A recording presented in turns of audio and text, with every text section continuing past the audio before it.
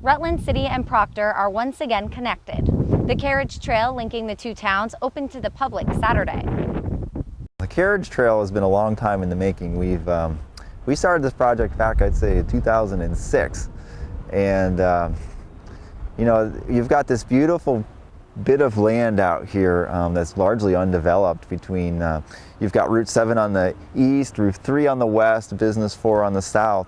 And you've got this marvelous hill, Pine Hill, and these beaver ponds. There's Rocky Pond where they used to swim. You've got Reynolds Reservoir, which has got history. You know, used to supply water to the town of Proctor. Opening the Carriage Trail has taken years of not only physical labor, but navigating legal work as well. We had to approach like 5 or 6 different landowners and then writing a grant that would pay for VYCC, the Vermont Youth Conservation Corps, to not do a ton of trail work, but just do a little bit of maintenance that we needed out there to make it sustainable. And everything we try to do is about sustainability. Over the past few summers, the Youth Conservation Corps lived and worked on the trail, resolving drainage issues that arose after some extensive logging. This weekend, the fruits of that labor were on display as hikers got to go in for the first time and enjoy a long walk from Rutland to Proctor. The trail is 5.1 miles long. It goes from Pine Hill Park, you know, George Eddy entrance, over to the skating rink in Proctor. And the first 1.1 miles of it is in Pine Hill Park. You hike up to Rocky Pond, and then from Rocky Pond, you head out up and over, we call it Library Pass, you know, the kind of the low part in the hill of Pine Hill.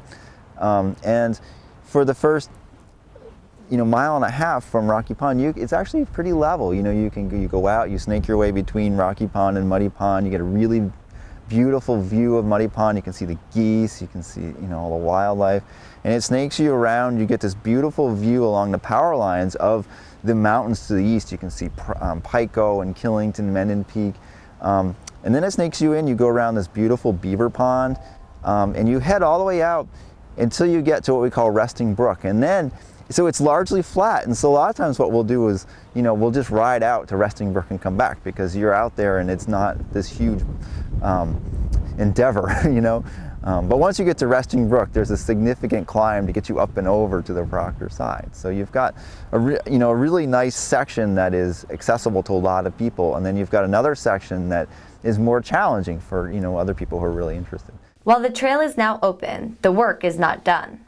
It's really exciting because, like Tim said, this has been a labor of love for, you know, primarily for the two of us. There's been a lot of other people involved in certain capacities, but we're the two that have been right from the get-go, from approaching landowners and working with them to, you know, basically meet their needs with what they're asking us to do. So, like, you know, putting up the Trailblazers last September and nailing that first one in the tree, and you know, we're going into the most gorgeous time of the year. The bugs are gone, it's cooler, and it was pretty gratifying to see that. And then to hear all the local people who were out there last fall just saying, what a great addition to the park.